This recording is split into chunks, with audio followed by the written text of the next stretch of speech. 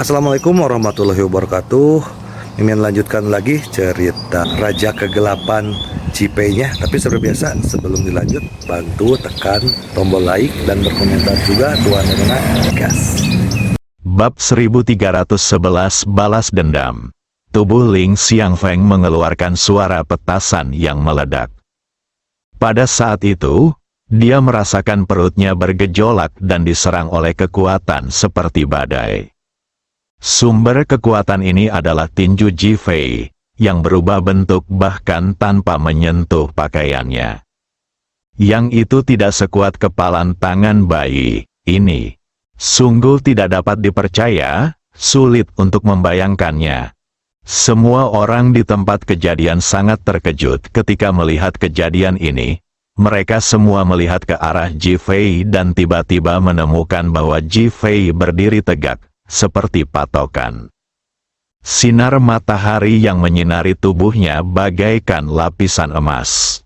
Dia tidak lagi memiliki kemerosotan yang baru saja dideritanya karena cedera serius. Dia juga tidak tampak berada di ambang kematian. Dia benar-benar orang yang berbeda. Ada keterkejutan di mata semua orang. Ji Fei sekali lagi melakukan pertunjukan palsu dan menipu Ling Xiangfeng. Banyak orang mengangkat tangan dan menyeka dahi mereka, dengan kebingungan di mata mereka, dan beberapa bahkan diam-diam mengkritik Ji Fei dalam hati mereka. Pemimpin macam apa kuil naga ini, yang benar-benar bisa berpura-pura menjadi babi dan memakan harimau. Mereka tidak tahu bahwa Ji Fei telah menyembunyikan kekuatannya. Si Kou Xiong tidak memberitahunya kebenarannya pada saat-saat terakhir. King Chang bahkan mengatakan bahwa kekuatannya terlalu lemah, dan Ling Kongsu adalah gunung besar pertama yang harus dia atasi. Berpikir bahwa Ling Kongsu memiliki 7 generasi keturunan, dan sekarang Ling Ruofeng sudah mati. Bahkan jika dia membunuh Ling Xiangfeng, jika kekuatannya terekspos, itu hanya akan membuat 5 generasi keturunan yang tersisa mulai memperhatikannya. Dan kemudian, risiko yang akan dia hadapi akan lebih besar. Bahkan jika aku membuat kemajuan pesat, apa pentingnya? Lagi pula, pihak lain telah berlatih selama puluhan atau ratusan tahun. Di hadapannya, aku masih lemah. Kalau tidak, mengapa King Chang mengingatkan dirinya sendiri seperti itu? Jadi, Ji Fei baru saja menemukan solusi ini.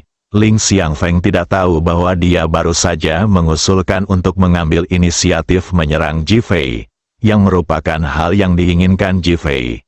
Dia berharap Ling Xiangfeng akan menyerangnya, dan kemudian dia tidak akan memiliki kekuatan untuk melawan atau membalas, yang akan membuat Ji Fei ceroboh dan terkena serangannya.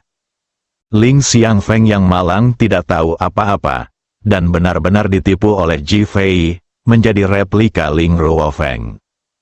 Hal ini membuatnya sangat marah, sangat sedih, dan bahkan sangat gembira.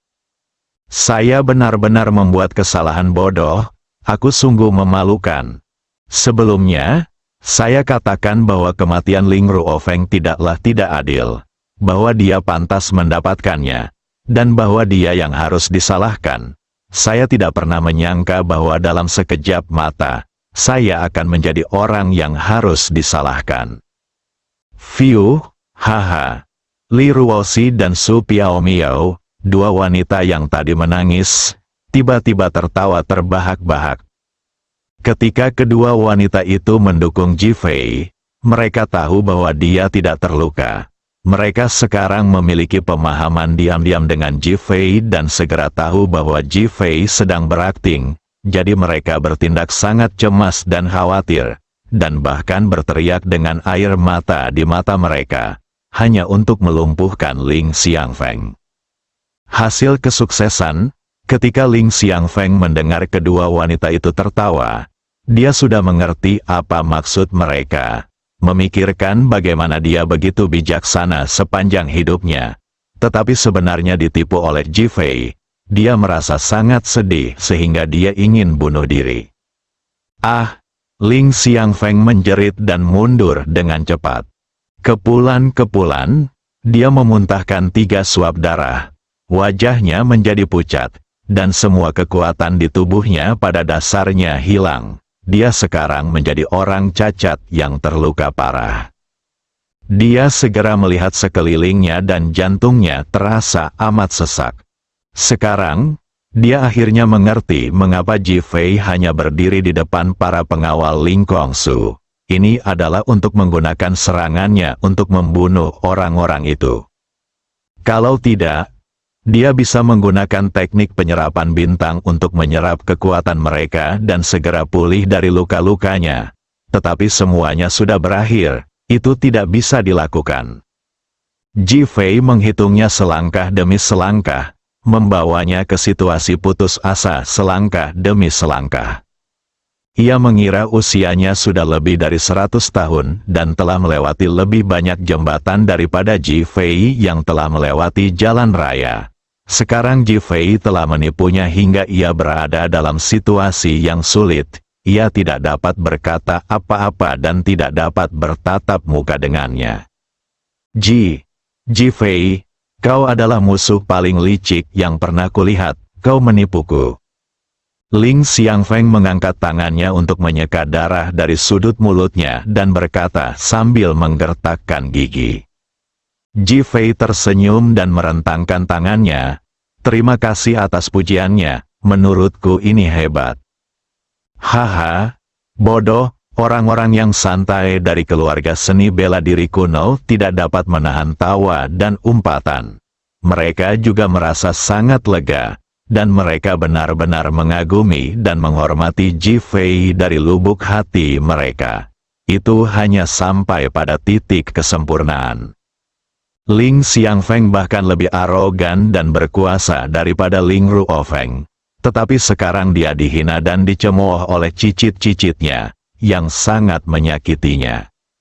Ji Fei, bahkan jika aku mati, aku tidak akan dipermalukan. Begitu dia selesai bicara, Ling Xiangfeng menamparkan kepalanya sendiri dengan keras. Ledakan, tubuhnya jatuh keras ke tanah, otaknya berceceran dan darah mengucur keluar. Ia tidak pernah menyangka bahwa ia akan mati, apalagi bahwa ia ingin mati. Tapi sekarang, dia sudah meninggal, kali ini dia benar-benar mati. Dan dia bunuh diri. Tidak ada kesedihan yang lebih besar daripada hati yang mati. Itulah cara terbaik untuk menggambarkannya. Pada saat ini, dia sangat jelas bahwa jika dia tidak mati, dia akan dipermalukan dan kemudian dibunuh oleh orang-orang dari keluarga seni bela diri kuno ini. Dia tidak ingin menerima penghinaan seperti itu, dan dia tidak ingin mengalami nasib seperti itu. Ling Kongsu selalu punya metode khusus untuk mengendalikan kondisi kehidupan setiap generasi penerus, jadi dia melihat adegan Ling Ruofeng dicambuk. Sekarang dia memilih mati. Setidaknya dia tidak akan dipermalukan saat masih hidup. Mengenai bagaimana dia akan dipermalukan setelah mati, itu bukan lagi sesuatu yang bisa dia kendalikan, apalagi ubah atau putuskan. Kematian Ling Xiangfeng hanya membuat Ji Fei sedikit terganggu. Dia sudah menebak pilihan Ling Xiangfeng. Ini juga merupakan pilihan terakhir seorang pejuang. Tentu saja, bahkan jika dia tidak mengambil pendekatan ini, Ji Fei tidak akan mempermalukannya. Bagaimanapun, dia berbeda dengan Ling Ruofeng. Apa yang dia lakukan pada Ling Ruofeng saat itu hanya untuk memecah belah Ling Kongsu. Tetapi sekarang hal itu tidak perlu dilakukan lagi. Namun kematian itu perlu. Ji Fei menatap semua orang dan berkata, kubur Ling Xiangfeng dan Ling Ruofeng bersama-sama. Lalu ambil semua uang dan harta Ling Kongsu, lelang sesuai rencana, dan kumpulkan uang untuk mendirikan dana.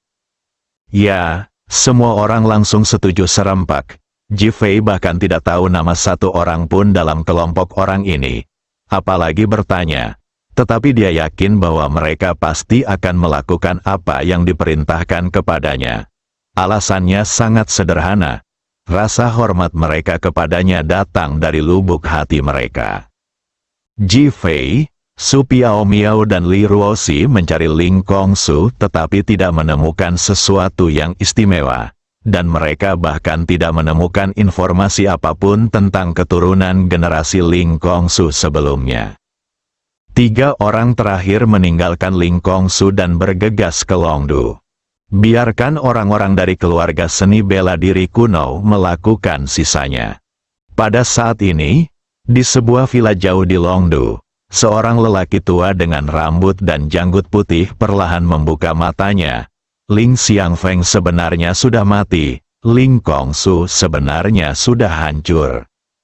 Kata-katanya tidak keras, tetapi tampaknya dapat didengar di seluruh dunia. Seketika 4 suara berbeda keluar, balas dendam. Ji Fei tidak tahu bahwa seseorang sedang berusaha membalas dendam padanya. Bab 1312. Aku tertarik pada kalian berdua, dasar bocah bodoh, kenapa kau begitu mengecewakan? Xiao Hongyan menegur Seng Lingyun tanpa ampun di ujung telepon. Wajah Seng Lingyun dipenuhi rasa malu, dan pipinya memerah karena malu. Dia tidak tahu harus berkata apa. Dia dan Huo Lei dikirim kembali ke kota Ninjiang oleh Feng Huang dan Qi Yuan. Ketika dia memikirkan Ji Fei memulai hidup bersama Li Ruoxi dan Su Piaomiao, hatinya dipenuhi dengan rasa iri dan kerinduan yang tak terhitung jumlahnya. Kalau saja aku bisa bersama Ji Fei, bahkan jika aku tidak bisa benar-benar menjadi wanitanya Ji Fei, itu akan menjadi hal yang sangat membahagiakan.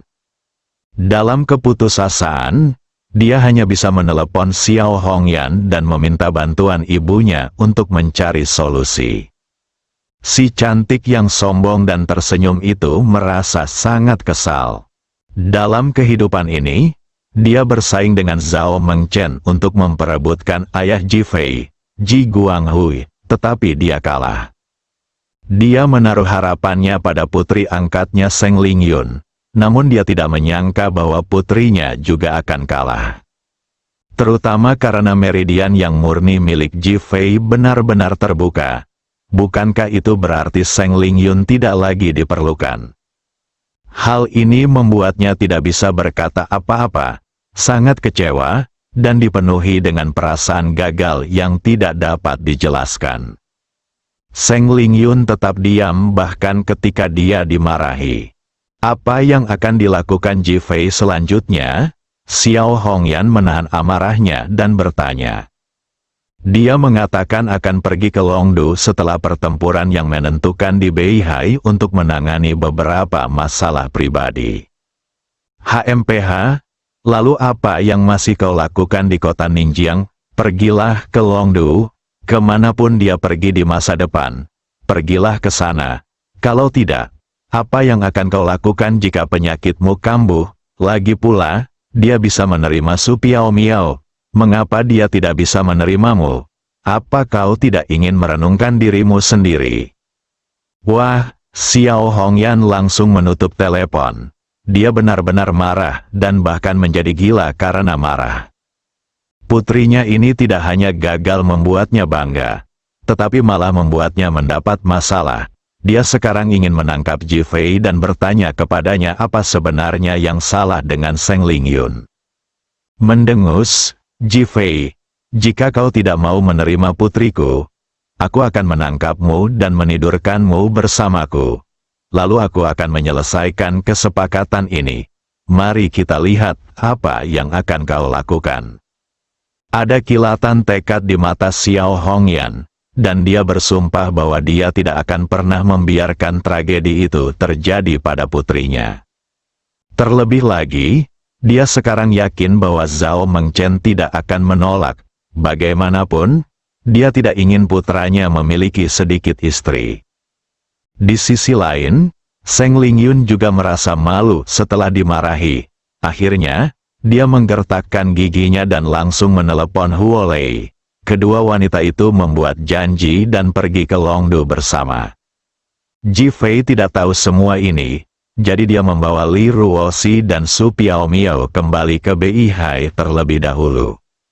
Malam itu di pasar malam pantai, Dia melihat kedua wanita itu sangat mencintai pantai, jadi dia ingin menemani mereka bermain di pantai selama beberapa hari.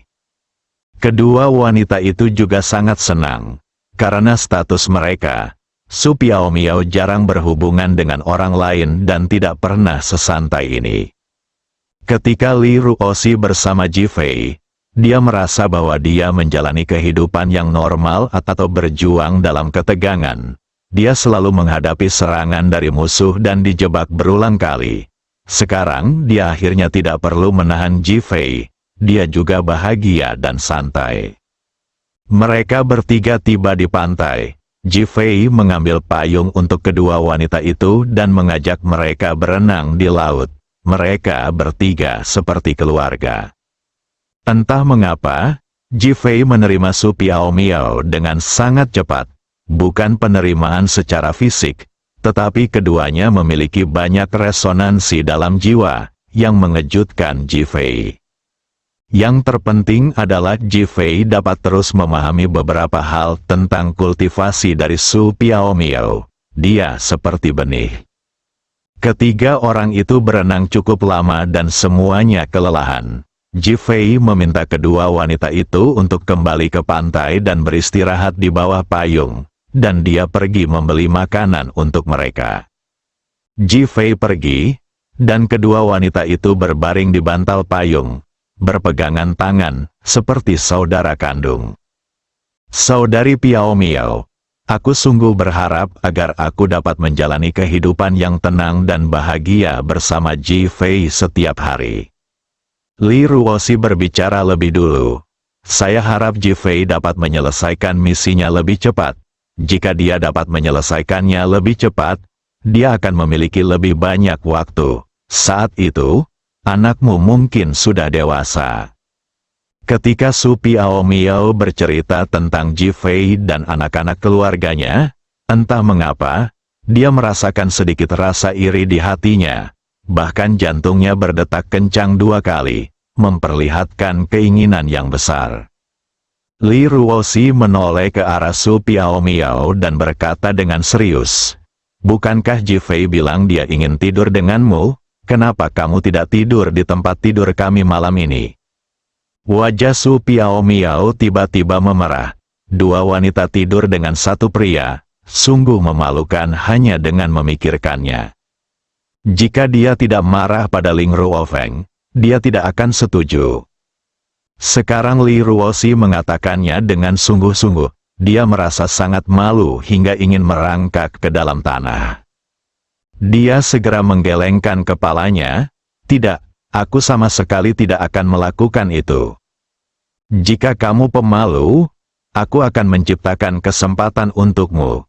"Tidak mau." Pipi Su Piaomiao memerah dan jantungnya berdetak lebih cepat. "Apakah kamu tidak menyukai Ji Fei, Noi? Wanita-wanita cantik, apakah kalian mau tidur denganku?" Bisikan kedua wanita itu tiba-tiba terputus, dan suara cabul seorang pria terdengar di telinga mereka.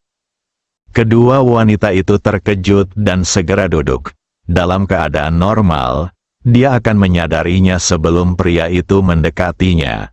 Namun, saat ini mereka berdua begitu santai sehingga mereka tidak peduli.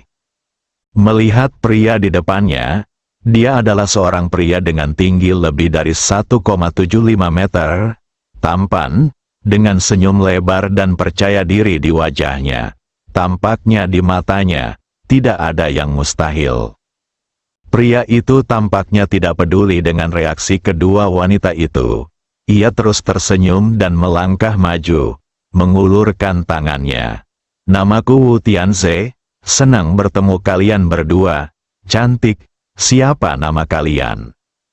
Li Ruoxi awalnya mengobrol asyik dengan Su Piaomiao, dan topiknya adalah tentang Ji Fei, yang mana mereka berdua sangat tertarik. Bahkan Li Ruoxi sangat toleran dan ingin menjadikan Su Piaomiao sebuah keluarga. Jauh di lubuk hatinya, Su Piaomiao juga sangat rela. Setelah kejadian ini, dia semakin menyukai Ji Fei, terutama kejantanan dan bakat yang ditunjukkan Ji Fei. yang sangat menarik perhatiannya. Tapi bagaimanapun juga, aku seorang wanita, bagaimana mungkin aku bisa setuju begitu saja di depan istri seseorang? Interupsi Wu Tianze kali ini seperti memadamkan api konflik antara kedua orang itu. Mereka berdua sangat tidak senang dan marah. Tentu api lain pun mulai menyala, yaitu api kemarahan. Di mana lalat-lalat itu berdengung, Li Ruoxi berkata tanpa ampun. Wu Tianze tertegun sejenak. Ia tidak menyangka bahwa ia akan dicap sebagai lalat oleh pihak lain setelah ia berinisiatif untuk memulai pembicaraan. Tahukah kau, kemanapun dia pergi sekarang, para wanita akan mendekatinya dan ingin berhamburan ke pelukannya. Perjalanan ke Beihai ini karena adanya pengejaran dan undangan dari seorang bintang wanita. Dia tidak ingin datang, tetapi dia datang karena Ratu Nasional Angel juga ada di Beihai. Saat sedang menunggu bintang wanita itu, dia melihat dua wanita, tertarik pada mereka, dan berinisiatif untuk memulai percakapan dengan mereka. Itu benar-benar lalat yang wow, menjijikkan sekali. Su Piaomiao mengangkat tangannya dan mengibaskan hidungnya pelan. Berpura-pura sangat kesal.